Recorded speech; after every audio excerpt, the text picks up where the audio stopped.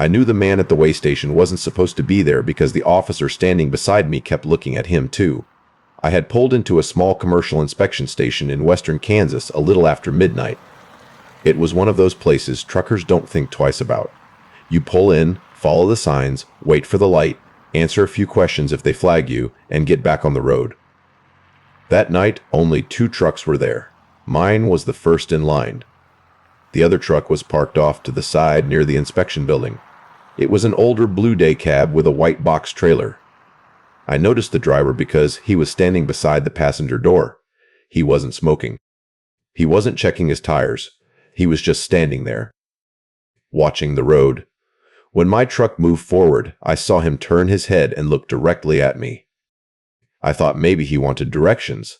Then I noticed he was wearing a reflective vest. That wasn't unusual. What was unusual was that he didn't have a company logo, badge, or anything identifying him. I drove onto the scale. The light above me turned red. I stopped. A few seconds later, an officer came out. He checked my paperwork, asked where I was headed, and looked at the trailer seal. Everything was normal. Then he glanced toward the blue truck. "Do you know that guy?" I looked over. The man was still standing there. No. The officer stared at him for another second. Then he said, "Neither do I." He gave me my paperwork back. The light turned green. I pulled forward. As I passed the blue truck, I looked through my passenger window. The man was gone. I checked my mirror. He was standing behind my trailer. I thought he might have walked around while I was talking to the officer. I kept driving. About 10 miles later, I noticed a pickup truck behind me. It was dark gray. Nothing unusual about it. It followed me for several miles. Then it pulled alongside me. The driver looked over. It was the man from the way station. I immediately felt uncomfortable. I slowed down. He slowed down. I sped up. He sped up. Then he pointed toward my trailer. I ignored him. A few seconds later, he pulled ahead and disappeared. I called my dispatcher. I explained what happened. She told me to stop at the next major truck stop. I said I would. About 15 minutes later, I heard a loud bang from the rear of the trailer. I checked the mirror. The trailer was still straight. No smoke. No warning lights. I didn't stop immediately because there was nowhere safe to pull over. I drove another few miles until I found a wide shoulder. I parked. I climbed out. The trailer doors were still sealed. I walked around the vehicle. One of the rear tires had a fresh cut across the sidewall. It wasn't flat yet. I called roadside assistance. While I was waiting, a patrol car pulled up behind me. The officer got out. He asked what happened. I explained. He looked at the tire. Then he looked at me. "Where did you stop before this?" I told him the way station. He frowned.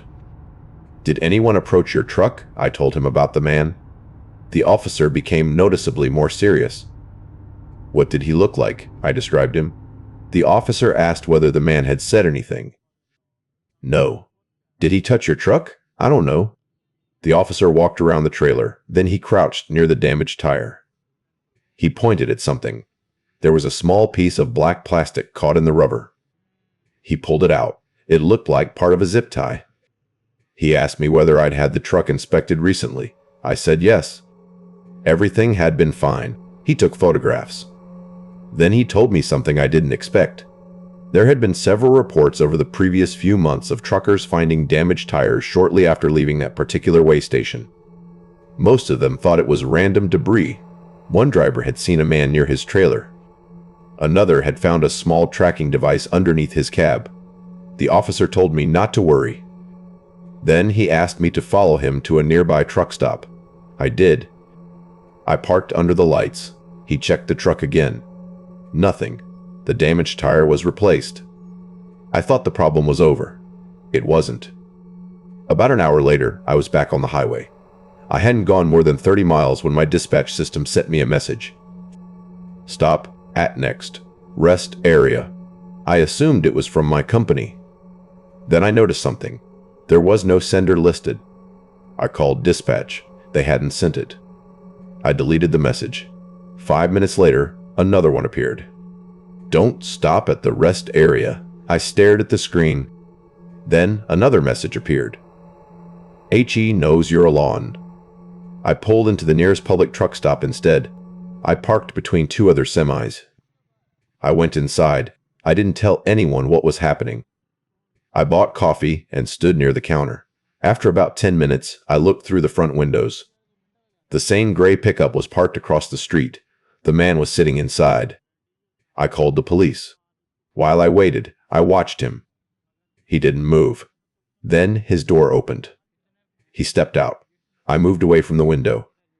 A few minutes later, an officer arrived. By the time he reached the parking lot, the pickup was gone. The officer took my statement. Then he asked if I'd received any threatening messages. I showed him. He photographed the screen. He asked whether I knew anyone who might be targeting me. I didn't. He checked the parking lot cameras. The gray pickup hadn't entered the truck stop. That didn't make sense. I'd watched it from inside. The officer told me the cameras covered the entrance. There was no vehicle matching it. I started wondering if exhaustion was getting to me. Maybe I'd seen the wrong truck. Maybe the driver looked like the same person. Maybe I was turning unrelated things into one story. That explanation lasted until the next morning. I stopped at a service station to check the trailer. The seal was still intact, but there was a small black device attached underneath the trailer frame. I called the police again. This time, they removed it. It was a GPS tracker. The officer asked where I'd picked up the load.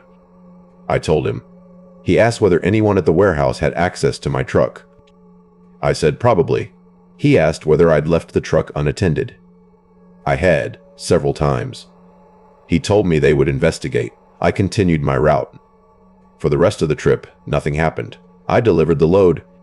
I drove home. For several weeks, I didn't hear anything. Then my company called me. They had a problem. Someone had been accessing my electronic logs, not changing them, just viewing them. The company traced the login to a computer that didn't belong to anyone in the office. The same account had accessed the schedules of several other drivers. I asked whether they knew who was doing it. They didn't. A few days later, the police contacted me. They had arrested someone. It wasn't the man from the way station. It was a former employee of a trucking company. He had been fired years earlier. According to police, he'd been tracking commercial drivers whose routes passed through isolated sections of highway. He had stolen fuel cards, tools, and personal information from several drivers. They found GPS trackers, stolen company uniforms, and photographs of trucks in his storage unit. There were dozens of photographs. Some showed drivers sleeping inside their cabs. Some showed trucks parked at rest areas. One photograph showed me. It had been taken before the night at the way station. I asked the detective where it came from. He said the man had been watching my route for several weeks. I thought that explained everything. It didn't. I asked about the blue truck. The detective looked at me. What blue truck? I described it. He checked the evidence photographs. Nothing. He checked the suspect's vehicles. Nothing matched. Then I remembered something. The officer at the way station had seen the man too, so I called him. He remembered. He told me he'd assumed the man was a trucker waiting for inspection. But when the investigation started, he checked the station's camera footage. There was no blue truck. No man in a reflective vest. Nothing. The officer told me the strangest part. He had reviewed the footage several times. At one point, the camera showed me standing at the scale talking to him. Behind my trailer, there was a man. The same man I described. The officer zoomed in. The image was blurry, but the face was visible. He sent me a copy. I looked at it for a long time.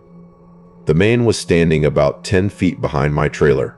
His arms were hanging at his sides, and he was looking directly into the camera. I asked the officer if investigators had identified him. He said no. Then he said something that bothered me. The suspect they arrested had never mentioned him, not once. The case against the suspect was strong, so I tried to move on. I changed my phone number. I stopped using predictable rest areas. I started checking the truck every time I parked. Eventually, things felt normal again. Then, about a year later, I stopped at the same way station. I hadn't planned to. The route changed because of construction. I pulled in. The same officer wasn't there anymore. A different officer checked my paperwork. As I waited for the light, I looked toward the parking area. There was an older blue day cab parked beside the inspection building. White box trailer. No company markings. I couldn't see the driver. I immediately left. The officer shouted something behind me, but I kept going. I pulled onto the highway and didn't stop until I was several miles away. That night, I checked my trailer. The seal was intact. The tires were fine. There was nothing underneath the truck. I thought I was finally safe. Then I looked at the passenger side mirror. For just a second, I saw a man standing beside my trailer. Reflective vest, dark pants. Hands at his sides. I turned around. Nobody was there. I checked the mirror again. Nothing. I drove home. The next morning, I found something tucked beneath my windshield wiper. It was a small piece of black plastic. The same kind I had found inside my damaged tire. There was a handwritten message on it. I still have it. It said, You missed your exide. I never found out who left it. The man from the investigation was still in prison. The suspect had no connection to the way station, and the officer who originally saw the man eventually told me something that made the whole thing worse. He said the figure hadn't been standing behind my truck when he first approached me. He had been standing beside the scale. The officer watched him walk toward my trailer, but the camera showed something different. The man never moved. He was already standing behind my trailer when I arrived. And according to the timestamp on the footage, he'd been there for almost 20 minutes before my truck entered the station.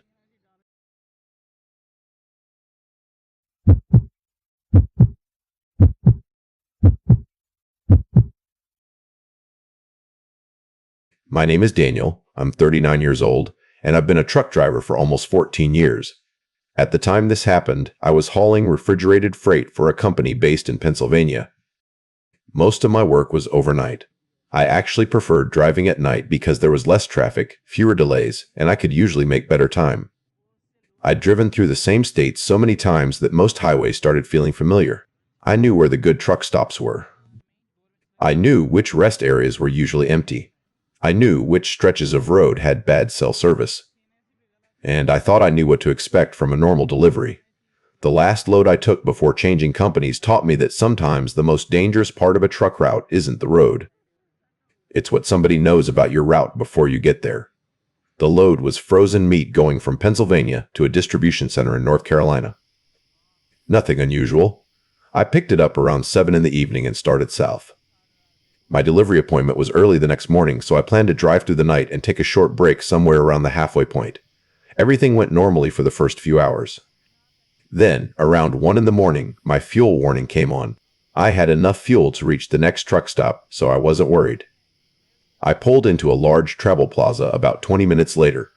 There were maybe 15 trucks parked around the lot. I fueled up, grabbed coffee, and checked my trailer. Everything looked fine. When I climbed back into the cab, I noticed something written on the driver's side window. It looked like someone had used a finger to write through the dirt. 3 words. Don't take 120. I stared at it. 120 was the highway I was already planning to use. I assumed it was some kind of prank. Maybe another driver had written it. I wiped it off. Then I called dispatch. My dispatcher laughed when I told him.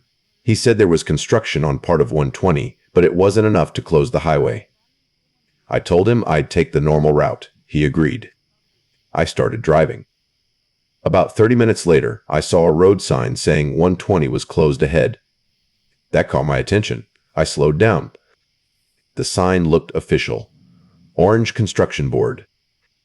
Reflective lettering. A flashing arrow. I pulled onto the shoulder and called dispatch again. He checked the highway system. There was no closure. He told me to ignore the sign and stay on the highway. I did. A few miles later, I saw another sign. Same message. This time, there was a pickup parked behind it. A man in a reflective vest stood beside the pickup. He waved me down. I didn't stop. He ran toward the road as I passed. I checked my mirror. He stood there watching me leave. I kept driving. About 10 minutes later, I saw something in the road. A large piece of metal. I moved into the other lane and passed it. Then I saw another piece. And another. Someone had scattered metal debris across the shoulder. I called the highway patrol. They said they'd send someone. I continued. About 20 miles later, my phone rang. It was my dispatcher. He sounded different. He asked where I was. I told him. He said, "Don't stop anywhere." I asked why. He said someone had called the company pretending to be me. They knew my truck number. They knew my destination, and they had asked whether I'd stop for fuel. My dispatcher initially thought it was a mistake. Then the caller mentioned the exact travel plaza where I'd stopped. That wasn't information available publicly. I asked him if the caller had a name. He said no. Then he told me something worse. The person had also asked how long I planned to stay on the road. I locked the doors. I kept driving. About an hour later, I noticed headlights behind me. A dark SUV. It stayed far back. I changed lanes. It changed lanes. I slowed down. It slowed down. I sped up. It sped up. I called the police. They told me to continue toward the next major town and not stop on the shoulder. I did exactly that. The SUV stayed behind me for almost 40 miles. Then it disappeared. I thought I'd lost it. I was wrong. I saw it again at a fuel station. It was parked near the exit. I didn't stop. I drove past. The SUV pulled out behind me. At that point, I knew somebody was following me. I called the police again. This time, a state trooper told me to continue to a large truck stop about 20 miles ahead. He said a patrol unit would meet me there. I reached the truck stop. The SUV was gone. A trooper was waiting near the entrance. I parked beside him. He checked my truck. Then he asked me to describe the vehicle. I did. He ran the plate number I'd written down. It belonged to a different vehicle. A pickup truck. Not an SUV. The trooper said the plate might have been stolen. He told me to stay there until daylight. I agreed. I parked near the fuel pumps. There were other drivers around. I finally felt safe enough to sleep. I woke up around 5 in the morning. The sun hadn't come up yet. I checked my phone. There was a new text message. No number. Just a photograph. It showed my truck parked at the truck stop. The photograph had been taken from behind my trailer. The message underneath said, "You should have taken the detour." I immediately called the trooper. He came back to the truck. We checked the parking lot cameras. There was no record of anyone standing behind my trailer. The camera showed my truck arriving. It showed the trooper talking to me. It showed other trucks moving around, but there was no person near my trailer when the photograph was supposedly taken. The trooper asked if anyone had access to my phone. Nobody did. He told me to change my passwords. Then he asked something that seemed unrelated. "Did you open your trailer?" "No." "Are you sure?" "Yes." He looked at the seal. It was intact. Then he asked me to check the trailer temperature. I did. It was normal. The trooper left. I continued toward my delivery. I didn't know what else to do. About 2 hours later, my dispatcher called. He told me the delivery warehouse had changed my appointment. Instead of arriving at 6 in the morning, I was now expected at 8. I asked why. He said the warehouse had requested the change. That bothered me. I asked him to confirm it. He did. Then he said something that made my stomach drop. The request had come from a phone number that wasn't associated with the warehouse. Someone had called pretending to be the receiving manager. They had changed my appointment. I told dispatch to cancel the load. He agreed. I pulled into a busy rest area and waited. Then my phone rang. Unknown number. I answered. A man's voice said, "You're making this difficult." I didn't respond. He said, "You were supposed to take the detour." I hung up. The phone rang again. I didn't answer. A message appeared. "Your trailer isn't what we're interested in." I stared at that sentence. Then another message came. "It's what's underneath it." I immediately got out of the truck. I checked the trailer. I looked underneath. At first, I didn't see anything. Then I noticed a small black box attached to the underside of the trailer near the rear axle. I called the police. They removed it. It wasn't a GPS tracker. It was a small, battery-powered camera.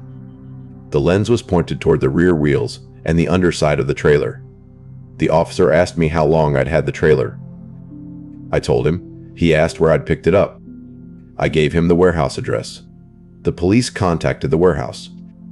They discovered that someone had entered the lot during the previous week using a stolen access badge. The person hadn't stolen anything. They had walked around several refrigerated trailers. They believed the camera had been installed before I ever picked up the load. That meant the person following me wasn't necessarily interested in me. They were interested in the trailer. I asked what could possibly be underneath it. The officer didn't know. The trailer was searched. Nothing illegal was found. The cargo was exactly what the paperwork said: frozen meat. Nothing else. I thought maybe the thieves had made a mistake. Then the officer called me back. He said they had checked the camera storage. There were recordings from several days before I picked up the trailer. The same trailer had been followed by another vehicle. The camera had been installed to monitor something beneath the trailer. They checked the recordings.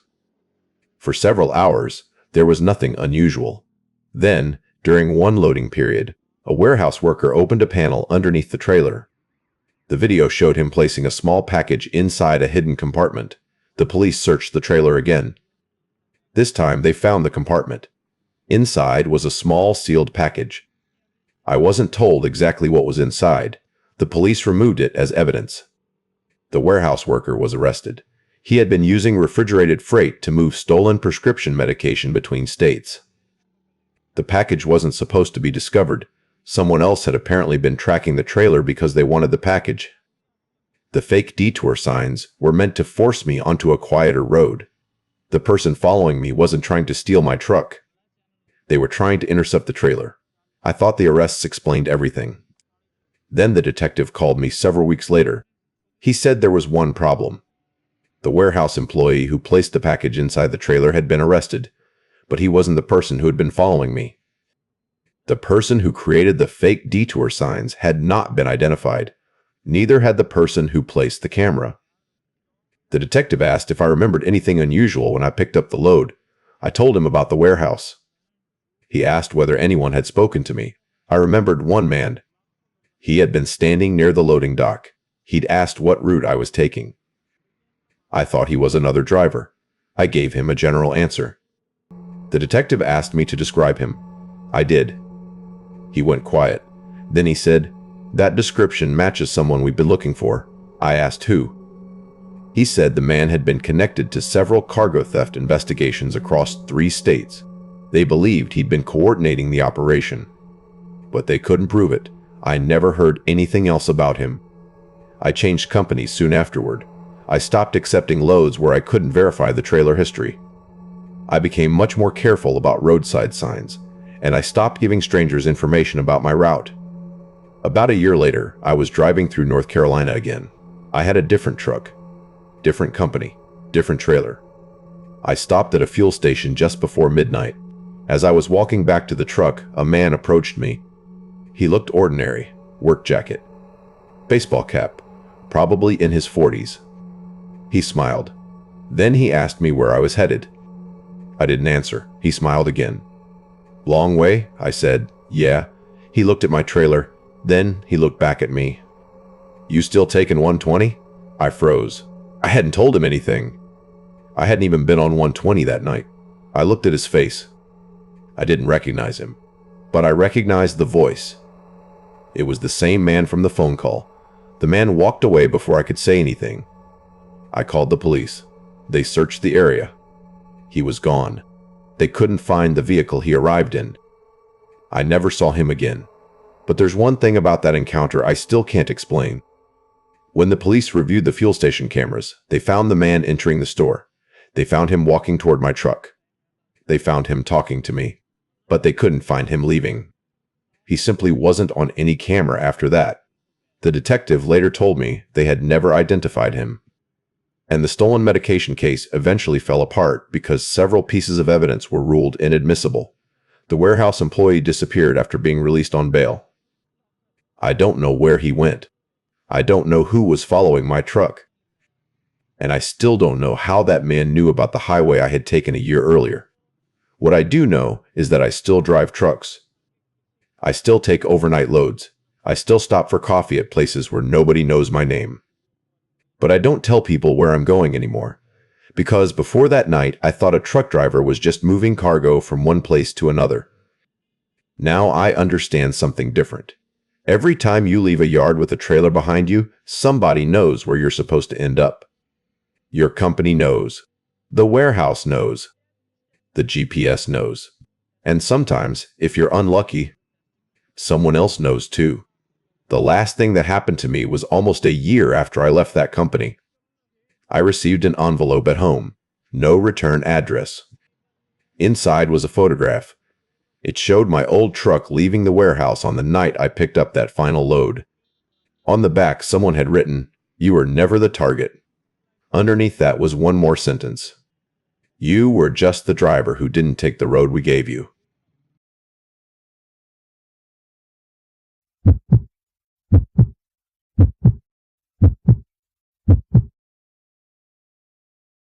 My name is Maxwell.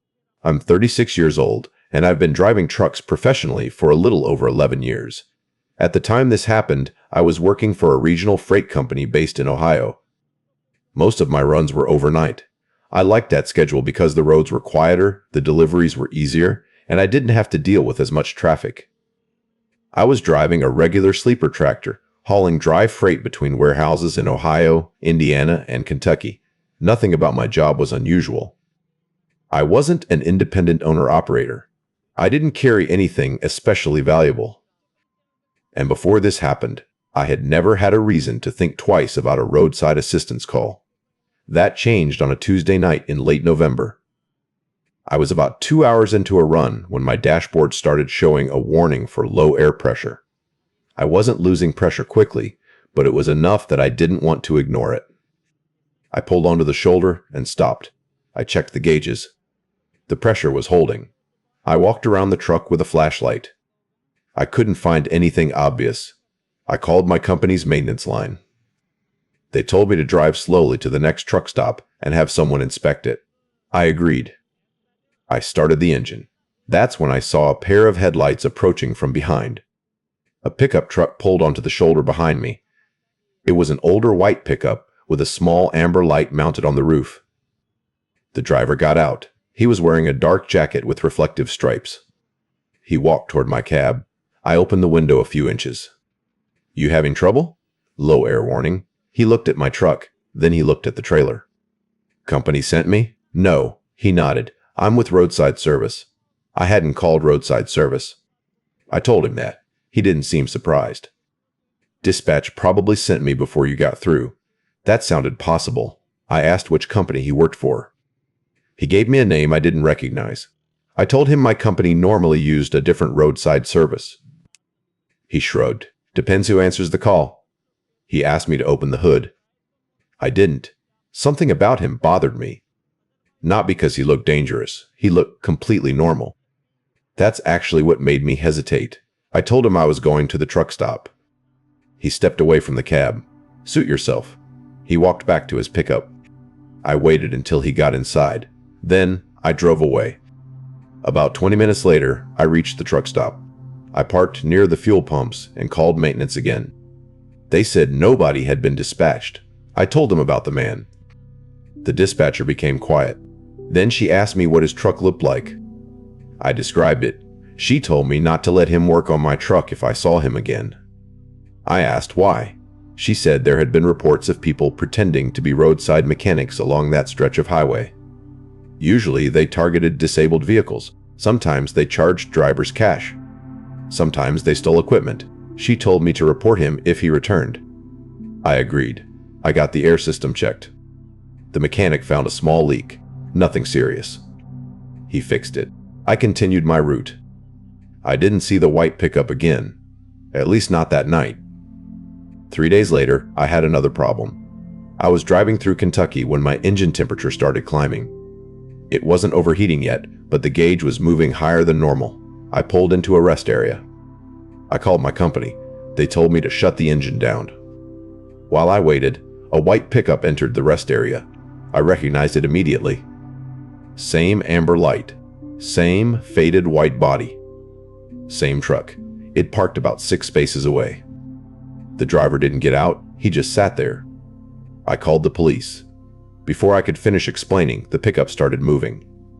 It drove around the rest area once, then it left. I gave the officer the license plate.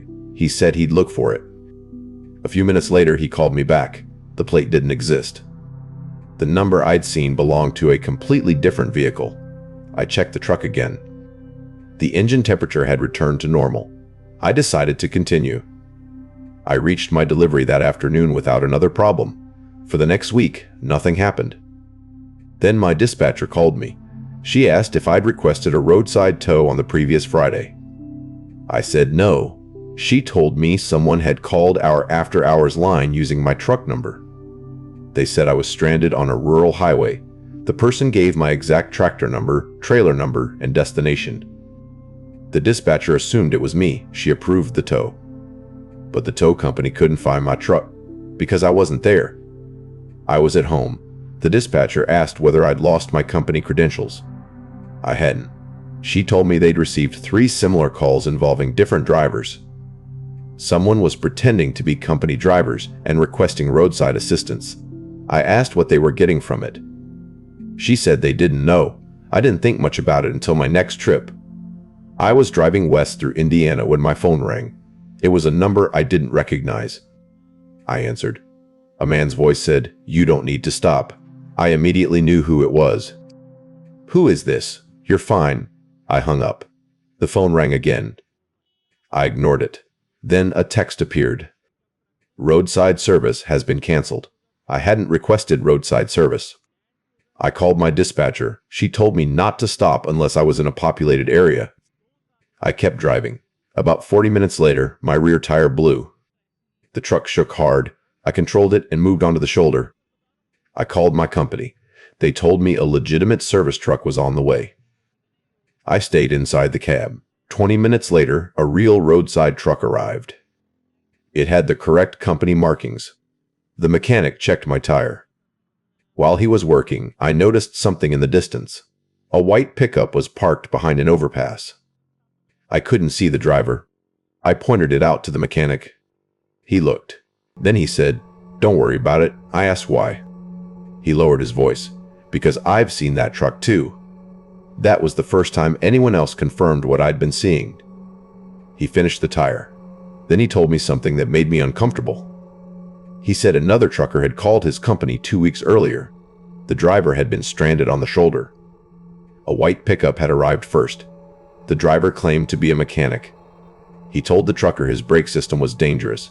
He convinced him to follow the pickup to a repair shop. The trucker refused. The pickup followed him for nearly an hour.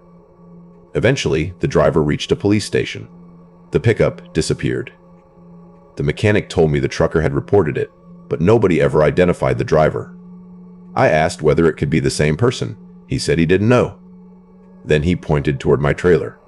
There was a small black device attached near the rear axle. I had never seen it before. He removed it. It was a magnetic GPS tracker. My company had already checked the truck twice that month. Nobody had mentioned one. I called the police. An officer arrived and took the device. He asked where I'd been during the previous week. I gave him my route. He asked whether anyone had approached the truck. I told him about the fake mechanic. The officer asked for a description. I gave him one. Then he showed me a photograph. It was from a traffic camera. The white pickup was visible behind my truck. It had been following me for almost 50 miles. I asked why the police hadn't stopped it. The officer said the vehicle had no valid plate. They couldn't get a clear enough image of the driver. I asked what they thought the person wanted. He said they were still investigating. Then he asked me something that I hadn't considered. Did you ever actually break down when he approached you? No. Did he ever try to make you stop? I thought about it. No. The officer looked at me. Then maybe the breakdowns weren't the point. That stayed in my head. A few days later, my company discovered someone had accessed the maintenance records for several trucks. The records showed which vehicles had recurring mechanical problems. They also showed the routes and estimated delivery schedules. Someone had been using that information to identify drivers who might be forced to stop. The police traced part of it to a former employee of a trucking repair company. He had access to maintenance records. He had also worked briefly for a towing company. They arrested him after finding stolen customer information and several unregistered GPS trackers. But the white pickup wasn't registered to him. They found photographs of it in his phone. It appeared in the background of several truck breakdowns. The same truck. Different highways. Different drivers. The police believed he had been working with someone else. That person was never identified. I changed companies shortly afterward. I thought about leaving trucking entirely. I didn't. It's still the only job I've ever really been good at. But I became much more careful. I don't accept roadside help unless my company confirms it. I don't follow unknown service vehicles. And if someone approaches my truck claiming they were sent by dispatch, I verify it before opening the door. About 6 months later, I was driving through western Ohio. It was just before dawn. My truck was running perfectly. No warning lights. No mechanical problems. I passed a white pickup parked on an entrance ramp. Amber light on the roof. I looked in the mirror. The pickup pulled onto the highway behind me. I called my dispatcher. She told me there was no roadside call attached to my truck. I kept driving. The pickup followed. It stayed far enough back that I couldn't see the driver's face. Then my phone rang. Unknown number. I didn't answer. A message appeared. I know you're not broken down. I kept driving. Another message came. I just wanted to see if you'd stop. I didn't. The pickup followed me for another 20 miles. Then it took an exit. I never saw it again. The police never found out who was driving it. But there's one part of the story I still can't explain. When investigators checked the GPS tracker they'd removed from my truck, they discovered it had been activated almost 2 months before I ever noticed the white pickup. That meant somebody had been tracking me long before the first roadside encounter. And according to the data, the tracker wasn't following my truck randomly. It was being turned on only when I was alone on rural roads. Someone wasn't just interested in where my truck went. They were watching for when I was isolated. That's the part that still bothers me, because I used to think the dangerous part of trucking was the road itself. Bad weather, mechanical failures, other drivers. Now I know there's another problem. Sometimes the person who pulls over to help you may already know exactly how far you are from the nearest town, and sometimes the reason they know your truck is broken down is because they were waiting for it to happen.